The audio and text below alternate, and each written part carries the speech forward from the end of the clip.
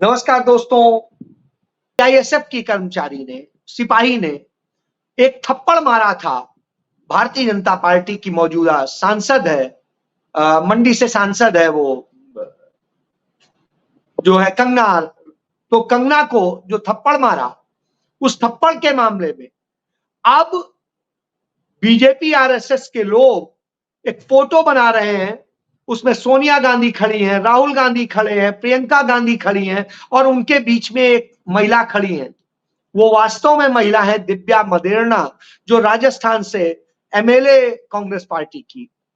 और जब श्रीमती सोनिया गांधी राजस्थान में अपने राज्यसभा का पर्चा भरने गई थी तो उनके साथ की वो फोटो थी।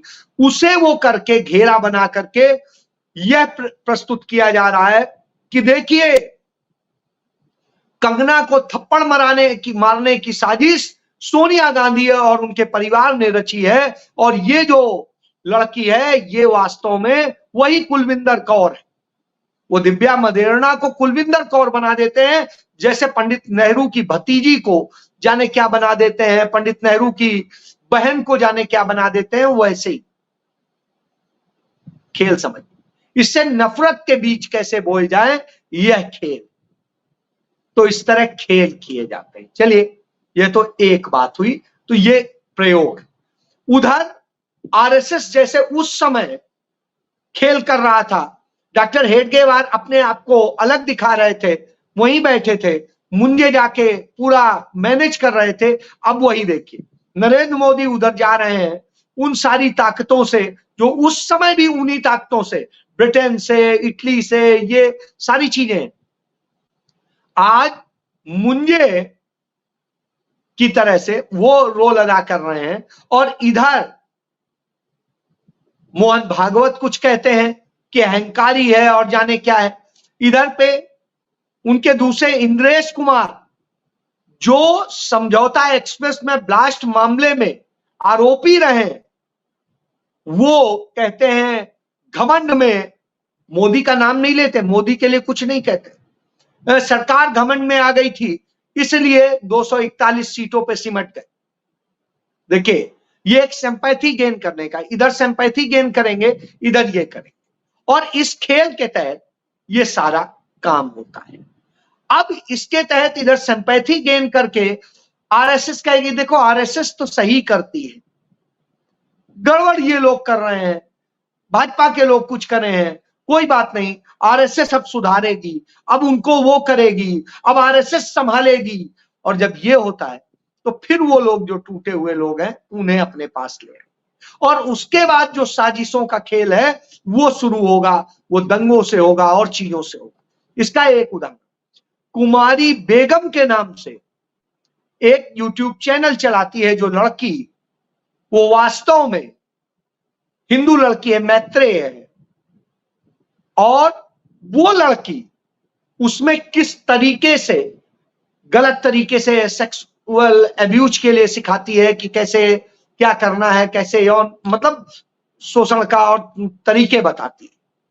अब आप सोचिए, आप कहेंगे कुमारी बेगम और वो जिस तरीके से दिखती है, वो अपने आप को दिखाती है, तो मुस्लिम्स के प्रति आपके मन में घृणा पैदा हो आएगा, ये तो ऐसी सिखा रहे हैं, इनकी महिलाएं भी ऐसी होती, आपके मन में। ये बिल्कुल वैसे ही आगरा में जो पकड़ा गया है राघव, वो भी उसी तरीके से कर रहा था, मुस्लिम का वेश धर करके और नफरत फैला रहा था, गांधी परिवार के लिए नफरत फैला रहा था।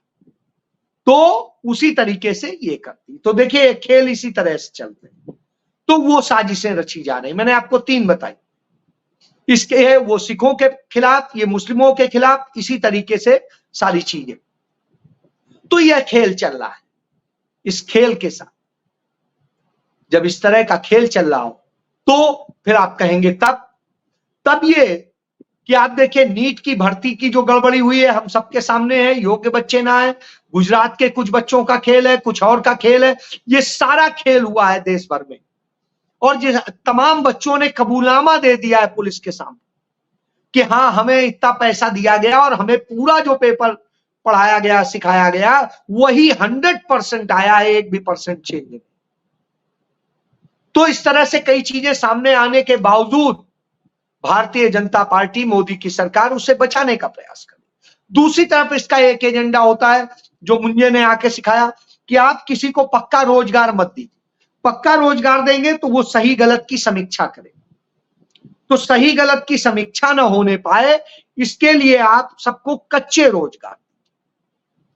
तो भारतीय जनता पार्टी उसी अंदाज में अग्निवीर लाई थी।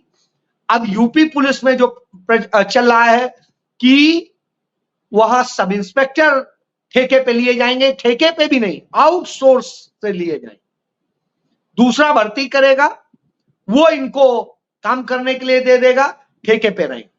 और इसके बाद में एक तीसरा उत्तर प्रदेश सरकार ने जो है प्रपोजल बनाया है कि अब जो कर्मचारी भर्ती होंगे 5 साल ठेके पे रहेंगे, 5 साल ठेके पे रहेंगे, 5 साल ठेके पे काम करने के बाद में जिन पर कृपा बरसेगी वो पक्के होंगे, नहीं तो बाकी बाहर हो। यानी आप समझिए, आपके ऊपर तलवार लटकती रहेगी, आप डर में रहोगे और उस डर के कारण आपसे जो चाहा जाएगा वो कराया जाएगा। चूंकि नई नई नौकरी होगी, जोश के साथ करोगे और आपका क्या किया जाएगा इस्तेमाल, ये समझा जा सकता है। इसके बाद में आप देखिए, शिक्षा खराब हो इसके लिए क्या, राजीव गांधी फॉरेन अफेयर में फॉरेन में जाके एजुकेशन लेने का राजस्थान सरकार का एक स्कॉलरशिप थी, उसको बंद कर दिया गया। और उसके अलावा वहां पर जो इंग्लिश मीडियम के स्कूल खोले गए थे जिनमें अच्छी शिक्षा देने की पूरी व्यवस्था की गई थी, उनको भी बंद किया जा रहा है। यानी आपको अच्छी शिक्षा ना मिले, सही शिक्षा ना मिले, आपको वह ज्ञान पढ़ाया जाए जो गोबर ज्ञान ये पढ़ाना चाहते हैं। तो यह स्थिति। तीसरी, हरियाणा में जैसे जो 4.5 लाख पद है सरकारी, उनमें से 2.25 लाख से अधिक, मतलब करीब करीब 2 लाख कह दीजिए, 2 लाख पद खाली पड़े हुए, उन पर भर्ती नहीं हो रही। 1 लाख पद सवा लाख पद ठेके पे भरे हुए। और उसमें जो ये सारा खेल चल रहा है, वो खेल चल रहा है कि कैसे आपको नौकरी के लिए तरसा तरसा के रखा जाए, तमाम लोग ओवर एज हो जाएं और ये करके किया जाए जिससे आप गुलाम बन के रहें। तो इसके लिए काम चल रहा है। इसी तरीके से तमाम और जगह ये खेल चल रहे हैं और ये खेल ऐसे नहीं है, ये खेल लगातार चल रहे हैं। इसी तरीके से आप देखिए, छत्तीसगढ़ में सरकार बदली है, वहां पर जो चयन आयोग है उसको चेंज कर दिया गया है और चयन आयोग का चेयरमैन वो व्यक्ति बनाया गया है जिस नीट ने, एनटीटी जो नीट की परीक्षा कराता है एजेंसी, उसका जो मेंबर है उसे वहां चेयरमैन लगाया। यानी इस तरह आपको खेल करने हैं, वह किया जाएगा। तो उसमें कैसे हमें वो लोग भर्ती करने हैं जो हम चाहें, यह सब खेल चल रहे हैं।